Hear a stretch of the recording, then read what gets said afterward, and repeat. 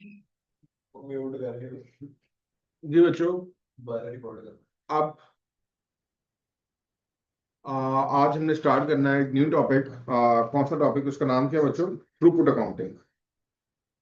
Throughput accounting. अब throughput accounting क्या चीज है, इसको पढ़ने से पहले हम पढ़ेंगे लिमिटिंग फैक्टर एनालिसिस, जो आप पहले पढ़ के आ चुके हुए हैं। Limiting factor analysis.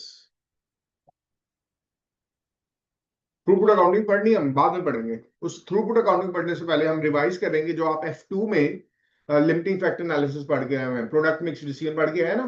Product mix decision करते थे, वो कंट्रीब्यूशन पर लिमिटिंग फैक्टर, जब लिमिटिंग फैक्टर होता था कंट्रीब्यूशन पर लिमिटिंग फैक्टर की बेस पर आप डिसीजन करते थे। और जिस प्रोडक्ट का कंट्रीब्यूशन पर लिमिटिंग फैक्टर हाईएस्ट होता था उस प्रोडक्ट को पहले बनाते थे, और जिसका लीस्ट होता था उसको सबसे लास्ट में बनाते थे। हाँ, तो वो पहले रिवाइज करते हैं, क्योंकि जब तक वो नहीं आता होगा आपको लिमिटिंग फैक्टर एनालिसिस, कंट्रीब्यूशन पर लिमिटिंग फैक्टर एनालिसिस, तो थ्रूपुट नहीं हो सकेगा। और वो जब हम रिवाइज कर लेंगे F2 वाला, तो जब आप रिवाइज कर लेंगे, कॉन्सेप्ट समझ लेंगे, तो थ्रूपुट और उसमें कंट्रीब्यूशन पर लिमिटिंग फैक्टर में सिर्फ एक चीज का फर्क है, वो एक चीज चेंज करेंगे तो थ्रूपुट अकाउंटिंग हो जाएगी। ठीक है, और कोई डिफरेंस नहीं है। तो बेटा पहले हम थ्रूपुट अकाउंटिंग पढ़ने से पहले लिमिटिंग फैक्टर एनालिसिस रिवाइज करने लगे हैं, जो आपने F2 में पढ़ा हुआ है। सही नहीं? अब लिमिटिंग फैक्टर क्या होता है बच्चों? वो फैक्टर्स जो आपकी ऑर्गेनाइजेशन की एक्टिविटीज को लिमिट कर देते हैं, रिस्ट्रिक्ट कर देते हैं। जो आप करना चाहते हो वो फैक्टर्स आपको वो करने नहीं देते। फॉर एग्जाम्पल, अभी आपको क्या लगता है, यार पैसे हो ना तो मैं ये भी कर लूं, वो भी कर लूं, वो भी कर लूं, वो भी कर लूं। हाँ, तो अभी आप लोगों के लिए लिमिटिंग फैक्टर क्या है? क्या वो जो आप चाहते हो, जो आपकी ख्वाहिशात हैं, जो आपके जज्बात हैं, वो ठंडे कैसे हो जाते हैं कि आपके पास उतने पैसे ही नहीं है वो चीज करने को? ऐसा ही है। तो आपके वो जो जज्बात हैं वो पूरे नहीं हो पा रहे, तो आपके जज्बात पूरे होने में रुकावट क्या है? पैसा। तो आपके लिए पैसा लिमिटिंग फैक्टर है। हाँ, इसी तरह जो कंपनीज होती हैं, अब ऑर्गेनाइजेशन में चलाई है, तो लाइटर नोट पे ना, अब कंपनीज की बात अगर हम करें तो कंपनीज के लिए भी पैसा, कई कंपनीज के लिए पैसा लिमिटिंग फैक्टर होता है। लेकिन मसला क्या है कि अगर उनको पास पैसे नहीं है तो वो बैंक के पास जाके लोन ले लेते हैं, और बैंक बैठा भी क्या हुआ, कंपनीज को पैसे देने के लिए। आप मैं जाएंगे, आप मुझे, आपको और मुझे बैंक ने लोन भी नहीं देना। ठीक है, ये सारे अमीर लोग आपस में बांट बूंट लेते हैं, और हम, ठीक है, हाँ, हाँ, हम भूखे आपस में लगे हुए हैं। तो बहरहाल बात क्या कर रहे हैं आगे? तो लिमिटिंग फैक्टर क्या होता है? वो फैक्टर जो आपकी ऑर्गेनाइजेशन की एक्टिविटीज को लिमिट कर देता है, रिस्ट्रिक्ट कर देता है। फॉर एग्जांपल, हमें लगता है कि हम ना दो प्रोडक्ट्स बेच रहे हैं, प्रोडक्ट एक्स और प्रोडक्ट वाई। तो प्रोडक्ट एक्स और प्रोडक्ट वाई की जितनी डिमांड है मार्केट में, उतने यूनिट्स बनाने के लिए हमें चाहिए 100 केजीज। हमें कितने चाहिए? एक स्पेसिफिक मटेरियल के 100 केजीज चाहिए। अब हम मार्केट में वो गे केजीज लेने हैं, तो हमें मार्केट में वो केजीज अवेलेबल नहीं है जितने हमें रिक्वायर्ड है। हमें रिक्वायर्ड कितने? 100 केजीज रिक्वायर्ड है, जितनी डिमांड है उतनी प्रोडक्शन करने के लिए। लेकिन मार्केट में 100 केजीज अवेलेबल ही नहीं है। हमें मार्केट में कितने केजीज मिले? 70 केजीज मिले। तो अब जो प्रोडक्शन होनी है वो 70 केजीज के साथ होनी है। तो इसका मतलब जो एक्स और वाई की डिमांड है, वो जितनी डिमांड है पूरा करने के लिए 100 केजीज चाहिए, वो तो नहीं, हमारे पास 70 केजीज है। तो इसका मतलब फिर सारी प्रोडक्शन नहीं हो सकती। हाँ, तो अब फिर हमने डिसाइड करना होता है कि किसकी प्रोडक्शन पहले करें और किसकी बाद में करें, क्योंकि जिसकी प्रोडक्शन बाद में करेंगे फिर उसके यूनिट्स पूरे नहीं बनेंगे। तो हमारा प्रोडक्शन मिक्स, हाँ, प्रोडक्शन मिक्स है ना, ऐसा होना चाहिए। हमें ये डिसाइड करना कि कौन सा पहला प्रोडक्ट बनाएं, कौन से बाद में बनाएं, वो डिसीजन ऐसा होना चाहिए जिससे हमारे प्रॉफिट्स क्या हो जाए? मैक्सिमाइज। तो हमारा प्रोडक्ट मिक्स डिसीजन ऐसा होना चाहिए जहां से हमारे प्रॉफिट्स क्या हो जाए? मैक्सिमाइज। तो फिर हमें डिसाइड करना पड़ेगा कि यार जितनी डिमांड है उतने यूनिट नहीं बन सकते, तो पहले कौन सा बनाए और बाद में कौन सा बनाए। इसी तरह लेबर आवर्स की लिमिटिंग फैक्टर हो सकते हैं। मतलब एक्स और वाई की जितनी डिमांड है उसको पूरा करने के लिए हमें चाहिए 500 आवर्स, और मार्केट में उन स्किल्स की लेबर 500 आवर्स अवेलेबल नहीं है। जितनी रिक्वायर्ड है 500 उतनी अवेलेबल नहीं है। 400 घंटे अवेलेबल है। तो अब 400 घंटे अवेलेबल है, अगर ओवर टाइम करवाने के बाद जो मैक्सिमम हमें मिल सकते हैं वो कितने हैं? 400 आवर्स हैं। तो फिर अब जितनी प्रोडक्शन रिक्वायर्ड है उतनी नहीं हो सकती। तो फिर आप डिसाइड करेंगे कि कौन सा पहले बनाएं, कौन सा बाद। तो वो ऑर्डर ऐसा होना चाहिए जिससे हमारे प्रॉफिट्स क्या हो जाए? मैक्सिमाइज हो जाए। इस तरह मशीन आवर्स वो लिमिटिंग फैक्टर हो सकते हैं। सही है। तो आपके कोर्स में जो लिमिटिंग फैक्टर है वो तीन ही है: मटेरियल केजेस, लेबर आवर्स और मशीन आवर्स। तो इन तीनों में से कोई एक लिमिटिंग फैक्टर होगा जो आपको बताया होगा। सही है बच्चों, समझ आ गया लिमिटिंग फैक्टर क्या होता है। अब बच्चों जब लिमिटिंग फैक्टर होता है ना, तो फिर किस प्रोडक्ट को पहले बनाएं किस प्रोडक्ट को बाद में बनाएं, उसका डिसीजन ना कंट्रीब्यूशन पर यूनिट पे नहीं करते। उसका डिसीजन कंट्रीब्यूशन पर यूनिट पर, देखो ना कंट्रीब्यूशन पे डिसीजन करते हैं ना, वैसे भी प्रॉफिट पे डिसीजन नहीं करते, क्योंकि कंट्रीब्यूशन किस पर आता है, सेल्स माइनस वेरिएबल कॉस्ट। कौन सी वेरिएबल कॉस्ट, सारी variable cost, production non production मिला। तो बेटा कंट्रीब्यूशन पे नॉर्मली डिसीजन होते हैं, क्यों, क्योंकि कंट्रीब्यूशन में से माइनस क्या करते हैं बाद में, फिक्स कॉस्ट, और फिक्स कॉस्ट में फिक्स करना है। आप कोई प्रोडक्ट पहले बनाओ कोई बाद में बनाओ, 1 यूनिट बनाओगे 1000 बनाओ, फिक्स कॉस्ट उतनी रहनी है। तो वो डिसीजन करते हुए मैटर ही नहीं करती। मैटर ही कौन सी करती, वेरिएबल कॉस्ट। तो इसलिए हम कंट्रीब्यूशन पे डिसीजन करते हैं। तो नॉर्मल डिसीजन कंट्रीब्यूशन पे होते हैं, जिस प्रोडक्ट का कंट्रीब्यूशन ज्यादा है वो ज्यादा प्रॉफिटेबल है, जिसका कम होगा वो लेस प्रॉफिटेबल होगी। तो जिसका कंट्रीब्यूशन पर यूनिट ज्यादा वो पहले बनानी चाहिए, जिसका कम है वो बाद में बनानी चाहिए। लेकिन जब लिमिटिंग फैक्टर होता है ना, तो तब डिसीजन कंट्रीब्यूशन पर यूनिट पर नहीं करते। अगर आप तब डिसीजन कंट्रीब्यूशन पर यूनिट पे करोगे तो हो सकता है डिसीजन सही ना हो। कैसे ना हो, एक एग्जांपल से मैं समझाता हूं आपको, एग्जांपल देके। लेट्स से प्रोडक्ट्स है, दो प्रोडक्ट्स हैं एक्स एंड वाई, ठीक है जी। कंट्रीब्यूशन पर यूनिट सीपीयू लिख दिया मैंने, कंट्रीब्यूशन पर यूनिट है इसका 10 रुपए एक्स का, और वाई का कितना है 6 रुपए। सही है जी। केजीज पर यूनिट इस पे लग रहे हैं 2, और इस पे कितना लग रहा है 1। सही है जी। और हमारे पास जो अवेलेबल केजीज हैं, एग्जाम्पल छोटी सी बना रहा हूं, वो है जी 2। हमारे पास अवेलेबल केजीज कितने हैं, 2 है। सही है जी। अब डिमांड नहीं बताई हुई यहाँ पर कि एक्स की डिमांड कितनी है और वाई की डिमांड कितनी है। जब डिमांड ना बताइए तो डिमांड क्या होती है, अनलिमिटेड, मतलब जितने बनाओगे उतने सेल हो जाएंगे। और बेटा जब डिमांड अनलिमिटेड होती है तो जो पहले बनाओगे ना, फिर सारे के सारे उसी के बनेंगे, क्योंकि वो ज्यादा प्रॉफिटेबल है, फिर सारे उसी के बना के बेचेंगे, फिर और कोई प्रोडक्ट बनाएंगे नहीं, क्योंकि डिमांड अनलिमिटेड है तो सारे बिक जाएंगे। अब हमारे पास केजीज अवेलेबल कितने हैं भाई, 2 केजीज अवेलेबल है। सही है। अब बच्चों अगर हम डिसीजन करें कंट्रीब्यूशन पर यूनिट पर, तो कंट्रीब्यूशन पर यूनिट किसका ज्यादा है, एक्स का या वाई का, एक्स का ज्यादा है। एक्स का 10 रुपए है ना, तो एक्स का ज्यादा है। तो अगर मैं कंट्रीब्यूशन पर यूनिट पर डिसीजन करूं, जो करना नहीं है, लेकिन अगर कंट्रीब्यूशन पर यूनिट पर डिसीजन करूं तो मैं कौन सा बना दूंगा, एक्स। अब जब मैं एक्स बनाऊंगा तो एक्स के 1 यूनिट में कितने केजेस लगने हैं, 2। और हमारे पास अवेलेबल केजेस भी कितने हैं, 2। तो कितने यूनिट्स बन पाएंगे, एक। एक बन पाएगा, हाँ एक बन पाएगा। तो एक्स का कंट्रीब्यूशन पर यूनिट कितना है, 10 है। टोटल कंट्रीब्यूशन कैलकुलेट करना है तो नंबर ऑफ यूनिट्स मल्टीप्लाई करेंगे, तो यूनिट कितने बनेंगे, एक। तो टोटल कंट्रीब्यूशन कितना आएगा, 10 रुपए। ऐसा ही है। और बच्चों मार्जिनल कॉस्टिंग में आपने F2 में पढ़ा होगा, कंट्रीब्यूशन प्रॉफिट कितना कैलकुलेट करते हैं, selling price minus variable cost. Contribution per unit आता है इंटू नंबर ऑफ यूनिट्स करते हो, टोटल कंट्रीब्यूशन आता है। टोटल कंट्रीब्यूशन में से माइनस क्या करते हैं, टोटल फिक्स कॉस्ट, तो प्रॉफिट लॉस आता है। और फिक्स कॉस्ट ने फिक्स ही रहना है, उसने कम ज्यादा नहीं होना। तो बेटा जिस पॉइंट पर आपका टोटल कंट्रीब्यूशन ज्यादा होगा ना, उसी पॉइंट पर टोटल प्रॉफिट भी क्या होगा, ज्यादा। क्योंकि टोटल कंट्रीब्यूशन में से माइनस क्या करना आपने, टोटल फिक्स कॉस्ट माइनस करनी है, तो प्रॉफिट और लॉस आ रहा है। तो जिस पॉइंट पर टोटल कंट्रीब्यूशन सबसे ज्यादा होगा, उसी पॉइंट पर प्रॉफिट भी सबसे ज्यादा होना है। सही है। तो बेसिकली हमने टोटल कंट्रीब्यूशन ज्यादा करना है, जहां पर टोटल कंट्रीब्यूशन ज्यादा होगा वहीं पर प्रॉफिट भी क्या होगा, ज्यादा। अब बच्चों अगर मैं कंट्रीब्यूशन पर यूनिट पर डिसीजन करूं तो वो ज्यादा किसका था, एक्स का। तो मैं एक्स बना बैठा, तो एक्स का 1 यूनिट बनेगा, तो 1 यूनिट का कंट्रीब्यूशन 10 था, तो एक का कितना हुआ, 10 रुपया। ऐसे ही। लेकिन अगर मैं एक्स ना बनाता, कंट्रीब्यूशन पर यूनिट पर डिसीजन ना करता, तो एक्स ना बनाता, अगर मैं वाई बनाता, तो वाई के 1 यूनिट कितने केजीज में बनेगा भाई, 1 केजी में। 1 केजी में बनेगा। हमारे पास कितने केजीज हैं, 2। तो फिर 2 केजी में कितने यूनिट बन पाएंगे, 2 यूनिट बन पाएंगे। ऐसा ही है। तो 1 यूनिट का कंट्रीब्यूशन कितना है, 6 रुपए। तो 2 यूनिट का कितना हो जाएगा, 12 हो जाएगा। तो टोटल कंट्रीब्यूशन कहां पे ज्यादा आ रहा है, एक्स बनाने पे या वाई बनाने पर, वाई बनाने पर। तो फिर वाई बनाना चाहिए ना, वाई बनाएंगे, वाई पे टोटल कंट्रीब्यूशन ज्यादा है तो प्रॉफिट भी क्या होगा, ज्यादा, क्योंकि फिक्स कॉस्ट तो फिक्स रहनी है, चाहे एक्स बनाओ चाहे वाई बनाओ, वो तो उतनी है। लेट्स वो 7 रुपए है, तो 10 - 7 करूंगा तो 3 रुपए प्रॉफिट, और दूसरे में 12 - 7 करूंगा तो 5 रुपए प्रॉफिट। ऐसे ही है, समझ ले बात। तो इसका मतलब कि अगर लिमिटिंग फैक्टर हो तो फिर कंट्रीब्यूशन पर यूनिट पर डिसीजन जरूरी नहीं है सही हो, तो फिर कंट्रीब्यूशन पर यूनिट पर डिसीजन नहीं करना जब भी क्वेश्चन में लिमिटिंग फैक्टर हो। हाँ अब लिमिटिंग फैक्टर क्या है, केजीज है। तो बेटा हमें केजीज को केयरफुली यूज करना है। हाँ क्या करना है, केयरफुली यूज किसको करना है, केजीज को।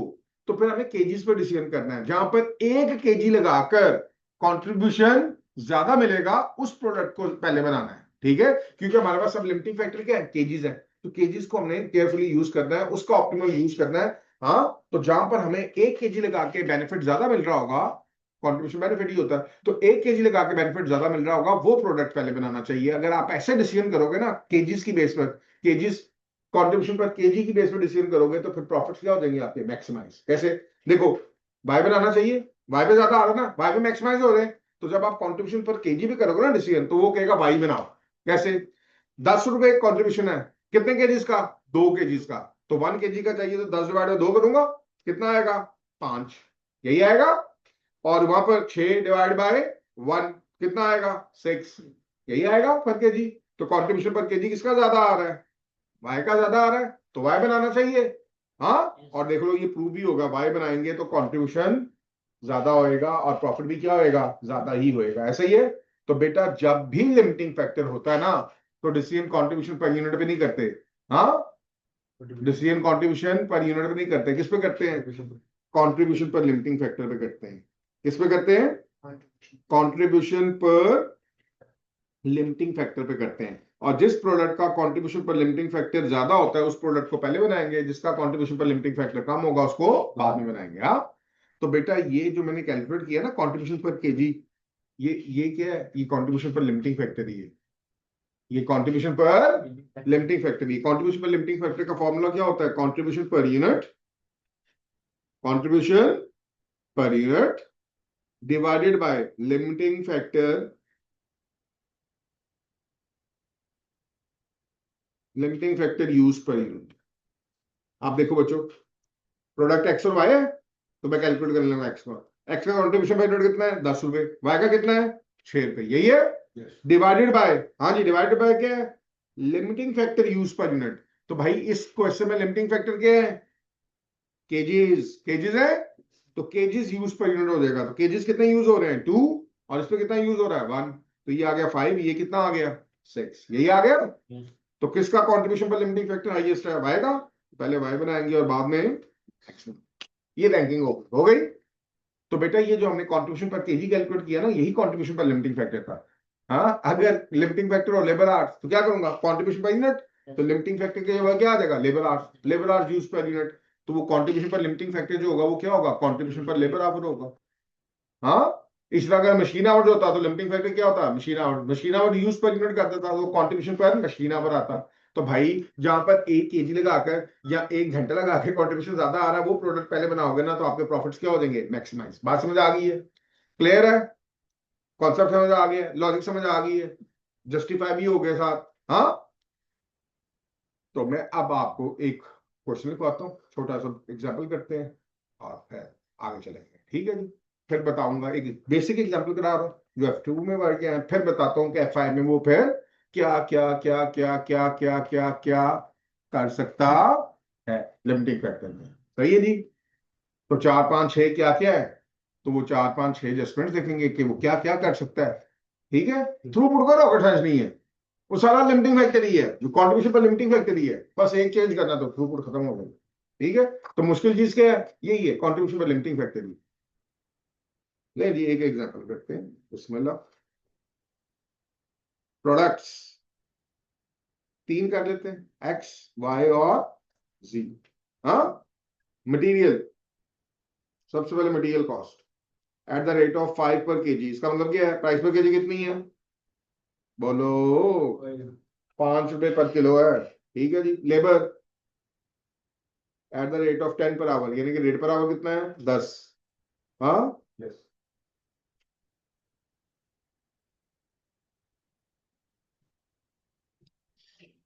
VO, variable overheads, variable cost आ गई, कितनी आ गई, 60 आ गई, 50 आ गई, 50 आ गई। प्राइस 70 रुपए, 60 रुपए,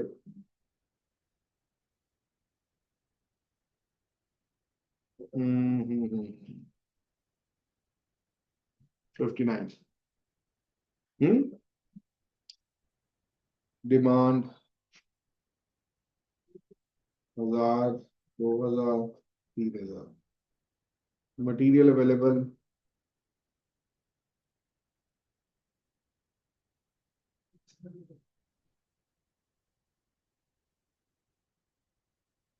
मटेरियल अवेलेबल कर लेते हैं हम 2006 8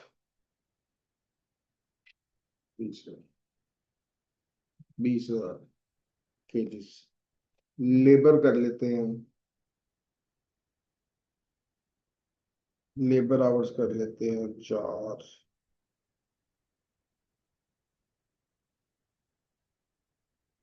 5 9 12,000। और रिक्वायरमेंट है प्रोडक्ट मिक्स।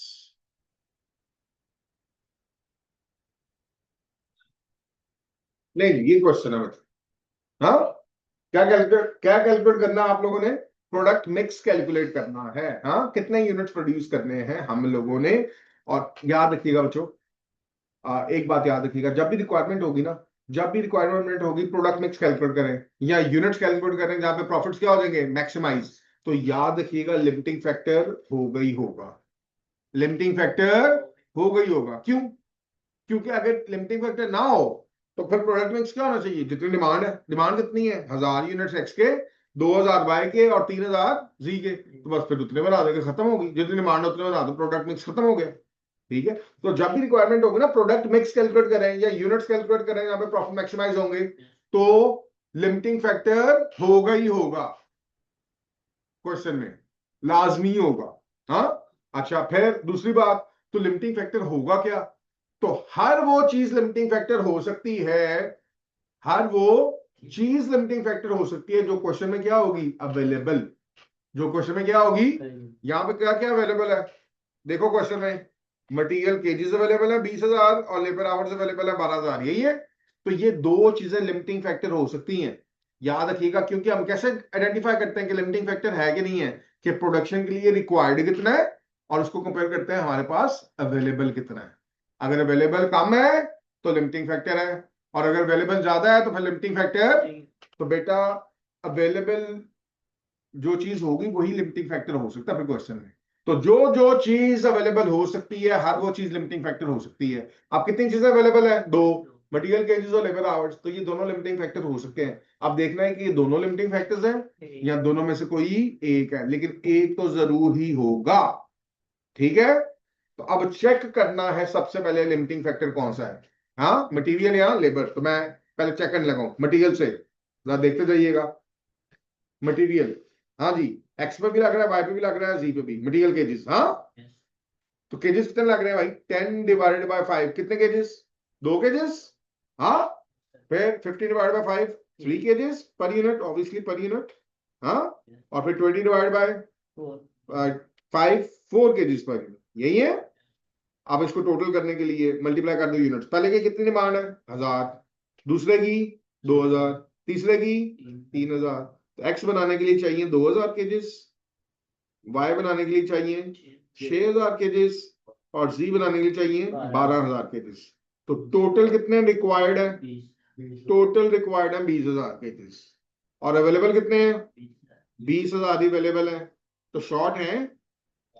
शॉर्ट है कोई हमारे पास? नहीं, नहीं है। तो यहाँ पर शॉर्ट कोई नहीं है, लिमिटिंग फैक्टर नहीं है। तो अब मटेरियल नहीं है तो फिर लेबर ने तो होना ही होना है। चेक कर ले,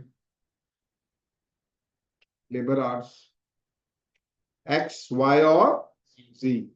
जी बेटा, 40/10 4 आवर्स पर यूनिट, फिर 25/10 2.5 आवर्स पर यूनिट, और फिर 20/10 2 hours per unit. Multiply by unit कर लो। इसके 1,000 है, इसके 2,000, इसके 3,000, तो 4,000 आ गया, 5,000 आ गया और 6,000 आ गया। 15,000 घंटे के हैं रिक्वायर्ड, और अवेलेबल कितने हैं बच्चों? 12। तो 3,000 शॉर्ट है, 3,000 शॉर्ट है भाई, ये शॉर्ट है। तो लिमिटिंग फैक्टर है फिर क्या? लेबर।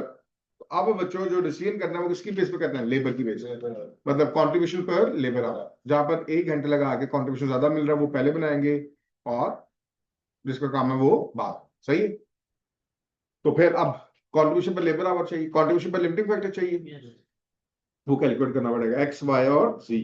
तो कंट्रीब्यूशन पर लिमिटिंग फैक्टर कैलकुलेट करना पड़ेगा, कंट्रीब्यूशन पर लिमिटिंग फैक्टर। तो कंट्रीब्यूशन पर लिमिटिंग फैक्टर किस तरह आता है, contribution per unit divide by limiting factor used per unit, ये आएगा। तो contribution per unit selling price minus variable cost, यहाँ पे दिया हुआ तो लिख लें, हाँ मेहरबानी की हुई उसने तो लिख लें। हाँ जी कितना, 70 माइनस 60 10, यही आया। हाँ फिर 60 माइनस 50 10, फिर 59 माइनस 59, यही आ गया। Divide by limiting factor, limiting factor क्या है, लेबर आवर्स। तो labour hours use per unit, तो लेबर आवर्स ये है ना, यस यही है, कर लो भाई, 4 2.5 2, तो ये आया 2.5, ये आया 4 और ये आया 4.5, यही आ गया। तो सबसे पहले क्या बनाना है, z, फिर y और एंड पर x, ऐसा ही है, होगी रैंकिंग। यस अब क्या करना है, बनाना भी तो स्टार्ट करो ना। अब मैं बनाना स्टार्ट कर रहा हूं, सबसे पहले क्या बनाना है, z। तो z के 1 यूनिट पे कितने आवर्स लग रहे हैं, 2 घंटे, 2 घंटे लग रहे हैं। तो सारे बना दो, कितनी डिमांड है, 3000, तो 3000 के 3000 यूनिट्स बना दो, तो कितने घंटे लग गए, 6000 लग गए। फिर y बनाना है, तो y के 1 यूनिट पे कितने लग रहे हैं, 2.5, 2.5 घंटे। अच्छा अब देखो, ढाई, इसकी डिमांड कितनी है, 2000, तो कितना आएगा 5, तो 6 और 5 11, तो 6 और 5 11, तो हमारे पास 12 है, तो सारे बन जाएंगे। तो बना दो 2000 यूनिट्स। हाँ जी 5000 आवर्स आ गए। चलो उसके बाद क्या बनाना है, एक्स, एक्स के 1 यूनिट पे कितने घंटे लग रहे हैं, 4 आवर्स, 4 आवर्स लग रहे हैं। अब बच्चों हमारे पास टोटल आवर्स कितने हैं, 12000, 12 में से कितने कंज्यूम हो गए, 6 और 5 11, तो बैलेंसिंग फिगर कितनी आई, 1000, 1000। तो 4 का मल्टीप्लाई होता है 1000 से, क्या हो जाएगा डिवाइड, तो कितने यूनिट्स बनेंगे, 250 यूनिट्स, यही बनेंगे। तो ये प्रोडक्ट मिक्स आ गया बच्चों, आ गया। जो रिक्वायरमेंट थी, जो रिक्वायरमेंट थी उसका आंसर आ गया है, जो रिक्वायरमेंट थी उसका आंसर आ गया, एक्स वाई जी।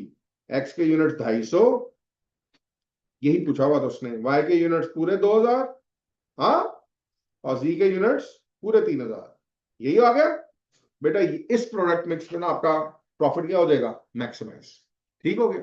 अच्छा ये रिक्वायरमेंट थी प्रोडक्ट मिक्स। अब इसी रिक्वायरमेंट में अगर हम कहता कंट्रीब्यूशन भी कैलकुलेट कर दो, क्या टोटल कंट्रीब्यूशन कैलकुलेट कर दो, तो यूनिट्स आ गए। अब ये यूनिट्स है तो इनको फिर मल्टीप्लाई किससे करेंगे, कंट्रीब्यूशन पर यूनिट से।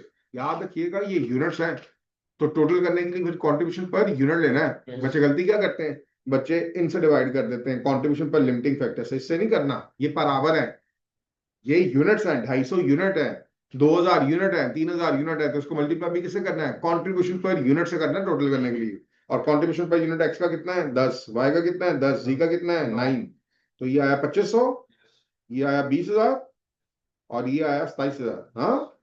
तो ये होगा टोटल 49500 हो गया। और बेटा अगर वो प्रॉफिट पूछ लेता, तो ये 49500 टोटल कंट्रीब्यूशन है, उसमें से टोटल फिक्स कॉस्ट क्या कर देते, माइनस, तो प्रॉफिट और लॉस आ जाता, सही है।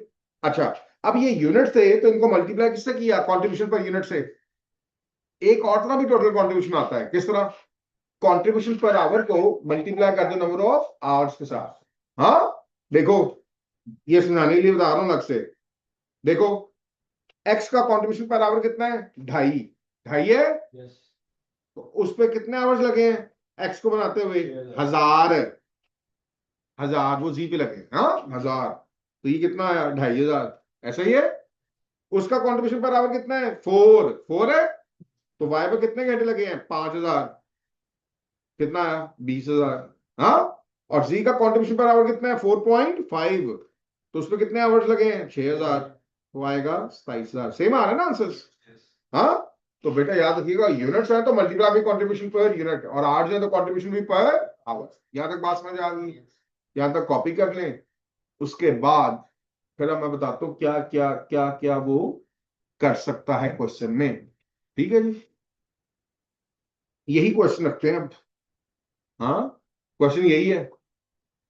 अब ये भी तो हो सकता है कि कंपनी ने पहले किसी के साथ कॉन्ट्रैक्ट किया हो, हाँ हो सकता है कि नहीं हो सकता, हो सकता है ना कि कंपनी ने पहले क्या किया हो, किसी के साथ कॉन्ट्रैक्ट किया हो। तो अगर कंपनी ने किसी के साथ कॉन्ट्रैक्ट किया हो तो फिर सबसे पहले वही यूनिट्स बनाने हैं, चाहे वो ज्यादा प्रॉफिटेबल है या नहीं है। समझ गए बात?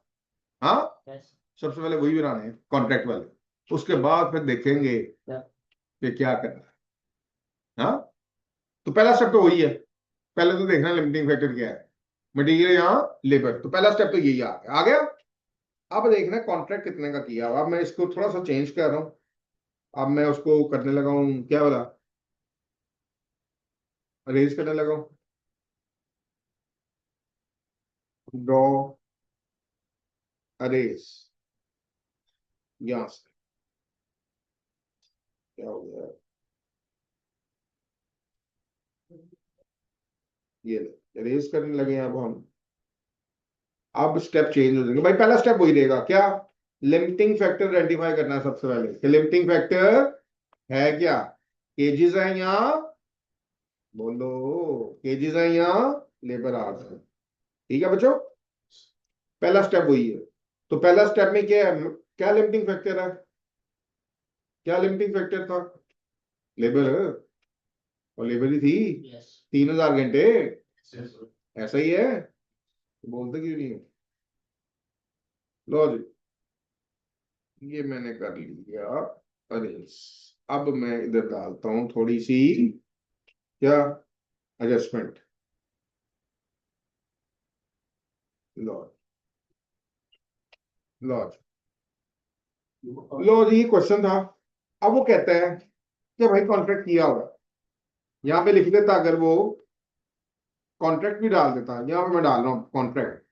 कॉन्ट्रैक्ट किया हुआ कितना, एक्स का किया हुआ था 700 यूनिट्स का, हाँ, और वाई का किया हुआ था 500 यूनिट्स का। बच्चों, अब अगर कॉन्ट्रैक्ट किया होता एक्स के कितने यूनिट्स का, 700 यूनिट्स का, वाई के कितने यूनिट्स का, 500 यूनिट्स का, और जी का कोई नहीं है, तो फिर बेटा जो कॉन्ट्रैक्ट किया हुआ है फिर वो पहले यूनिट्स बनाने ही बनाने हैं। हाँ, अच्छा, अब अगर कुछ ना लिखे तो ये जो कॉन्ट्रैक्ट वाले यूनिट्स है 700 और 500, तो फिर ये आपके जो डिमांड वाले यूनिट्स में उसमें शामिल होगा, डिमांड वाले यूनिट्स में वो शामिल होगा। डिमांड कितनी है एक्स की, 1000, कितने यूनिट्स की है, 1000, उसमें से कॉन्ट्रैक्ट कितने यूनिट्स का किया हुआ है, 700, तो 700 यूनिट्स पहले बनाएंगे, तो रिमेनिंग डिमांड कितनी बच जाएगी, 300 यूनिट्स की। ठीक है, दूसरे का कॉन्ट्रैक्ट कितना है, 2000 यूनिट्स का। अब 2000 में से कॉन्ट्रैक्ट कितने का है, 500, 500 यूनिट्स बना लोगे कॉन्ट्रैक्ट वाले, तो फिर रिमेनिंग डिमांड कितनी बचेगी, 1500। सही हो गया। तो अगर कुछ ना लिखा हो तो डिमांड में कॉन्ट्रैक्ट वाले यूनिट शामिल होते हैं। जब कॉन्ट्रैक्ट वाले से पहले बनाने हैं तो वो फिर माइनस करने हैं, फिर रिमेनिंग डिमांड रह जाएगी बनाने वाली। सही है। लेकिन अगर वो खुद कह दे, खुद कह दे क्वेश्चन में कि ये जो कॉन्ट्रैक्ट वाले यूनिट्स है ये इन एडिशन टू डिमांड है, ये इन एडिशन टू डिमांड है, तो फिर क्या होगा, फिर 1700 टोटल डिमांड होगी एक्स की, 1000 डिमांड है और 700 कॉन्ट्रैक्ट वाले इन एडिशन टू डिमांड है, तो टोटल डिमांड 1700 है। तो 700 बनाने के बाद फिर रिमेनिंग डिमांड 1000 ही होगी। समझ गए बात? अच्छा, अब उसने कह दिया भाई कॉन्ट्रैक्ट भी किया हुआ, तो अब लिमिटिंग फैक्टर क्या है वो हमने देख लिया। लिमिटिंग फैक्टर क्या है भाई, हाँ जी, लेबर आवर्स है। तो अब फिर सबसे पहले कॉन्ट्रैक्ट पूरा करना पड़ेगा। तो सबसे पहले कॉन्ट्रैक्ट पूरा करना है। अब देखो हमने ये क्वेश्चन पहले किया और हमें पता है कि एक्स ज्यादा प्रॉफिटेबल नहीं है, सबसे कम है, लेकिन हम कॉन्ट्रैक्ट कर बैठे हैं तो पहले उसके अब बनाना ही पड़ेगा। ठीक है, तो सबसे पहले क्या बनाएंगे, एक्स बनाएंगे। अब एक्स के एक यूनिट पर कितने घंटे लग रहे हैं, चार, चार लग रहे हैं, 4 आवर्स पर यूनिट। अब उसका कॉन्ट्रैक्ट पूरा करेंगे 700 यूनिट्स का, तो कितने घंटे लग गए, 2800 लग गए। फिर वाई का भी कॉन्ट्रैक्ट पूरा करेंगे, वाई के एक पे लगता है 2.5 घंटे, 2.5 घंटे लग रहे हैं, और उसका कॉन्ट्रैक्ट कितने का है, 500, तो कितना आया, 1250। यही है। कितने कंज्यूम हो गए भाई, कितने यूज हो गए, 4050 घंटे, ऐसा ही है। और हमारे पास अवेलेबल कितने थे, 12000, तो 12000 में से 4050 कंज्यूम हो गए, तो रिमेनिंग, रिमेनिंग कितने बच गए, 7950 आवर्स रिमेनिंग। अब जितनी प्रोडक्शन होनी है, जितनी प्रोडक्शन होनी है वो रिमेनिंग 7950 आवर्स से होगी। समझ गया बात?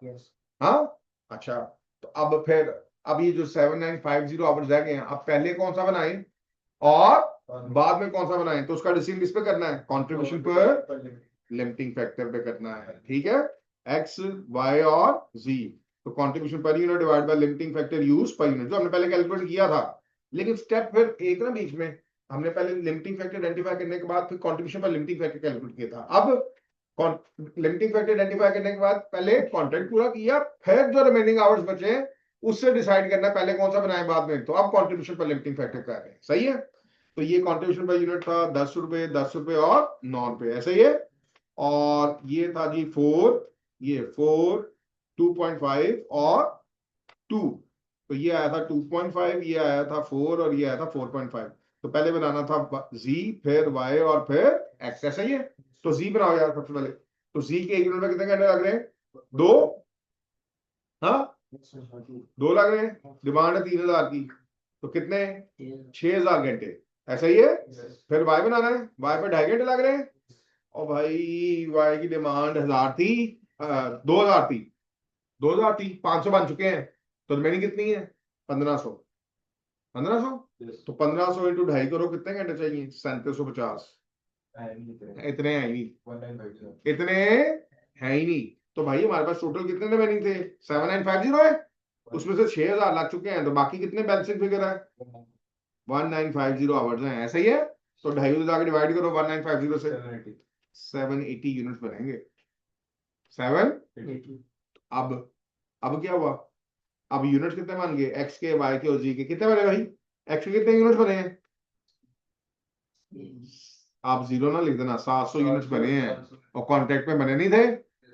हाँ, वाई के कितने बने हैं? कॉन्ट्रैक्ट में बने थे 500 और यहाँ में कितने बने हैं? 780, तो 1,280 यूनिट्स बने हैं, ठीक है।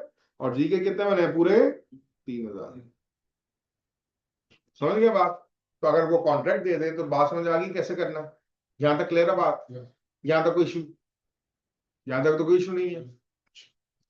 अब लिमिटिंग फैक्टर वो 3 ही है, या केजेस, या लेबर आवर्स, या मशीन आवर्स। यही 3 लिमिटिंग फैक्टर्स हैं। अच्छा बच्चों, अब इसमें गेम क्या डालता है? एक और चीज, वो कहता है भाई लिमिटिंग फैक्टर टाइम है।